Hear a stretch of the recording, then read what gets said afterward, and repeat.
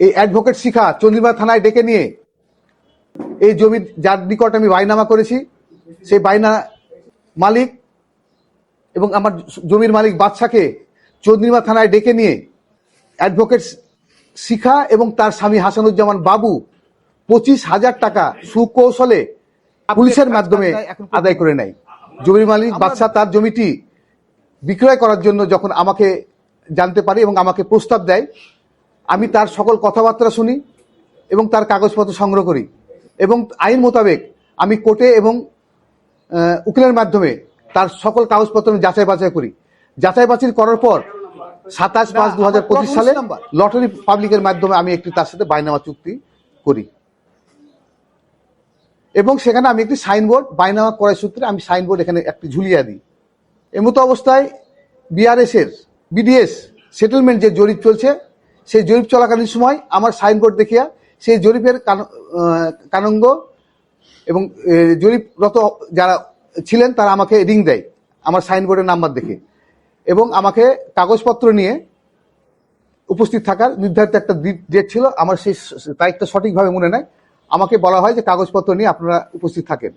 আমি এবং আমার যার নিকট থেকে আমি জমিটি বায়না করেছি বাদশা মিয়া, সকলে সেই দিন আমি উপস্থিত ছিলাম।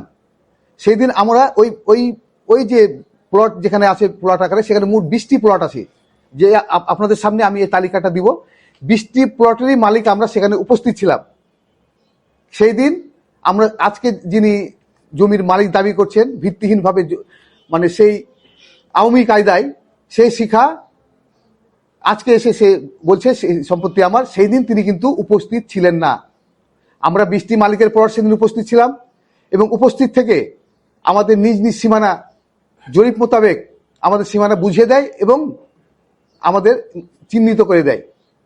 সেই চিহ্নিত মোতাবেক আমি গত 3-4-26 তারিখে যেহেতু ক্ষমতা বলে শিখা বাদশার জমিটি দক্ষিণ দিকে প্রাচীর ভাঙিয়া দেয়া তার 2.5 কাঠা জমি মাপ করে ঘিরে নেয়, আমাকে সেটেলমেন্টের অফিসাররা যারা ছিলেন তারা যে সীমানা দেখিয়ে দিয়েছিল 2 কাঠা সম্পত্তির উপরে, আমি সেই 2 কাঠা সম্পত্তির উপরে সীমানা প্রাচীর দিতে যাই 13/4/2000 তারিখে।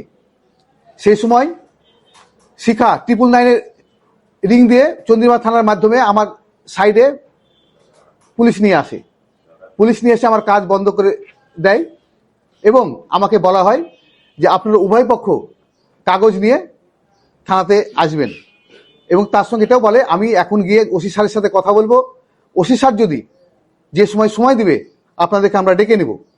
আমি তার প্রতি সম্মান দেখে এবং আইনের প্রতি সম্মান দেখে আমি কাজ বন্ধ করে সেখান থেকে চলে যাই। এবং সবচেয়ে দুঃখজনক ব্যাপার হলো এই কথা হওয়ার পরেও তিনি বিভিন্ন গণমাধ্যমে আমার রাজনৈতিক অবস্থান সুনামকে ক্ষুণ্ণ করার জন্য বিভিন্ন পত্রিকায় তিনি আমার নামে এই দখলদারি অভিযোগ নিয়ে এসছে। আমি তার তীব্র নিন্দা জানাই এবং এর প্রতিবাদ জানাই সাংবাদিক ভাইরা আপনাদের মাধ্যমে। উল্লেখিত আপনারা জানেন এই উল্লেখিত অ্যাডভোকেট সাইমা ইয়াসমিন শিখা জুলাই আগস্ট আন্দোলনে সে রাজপথে এই ফ্যাসিস্ট হাসিনার সঙ্গে থেকেও কিন্তু আন্দোলন করেছে, আমাদের ছাত্র জনতার বিরুদ্ধে আন্দোলন করেছে। তাই সাংবাদিক ভাইরা পরিশেষে আপনাদের মাধ্যমে প্রশাসনের দৃষ্টি আকর্ষণ করছি, মহিলা লীগের সাংগঠনিক সম্পাদিকা অ্যাডভোকেট সাইমা ইয়াসমিন শিখার মিথ্যার বিরুদ্ধে সঠিক তদন্তের মাধ্যমে আইনি আওতায় আনার জন্য বিশেষভাবে অনুরোধ করছি।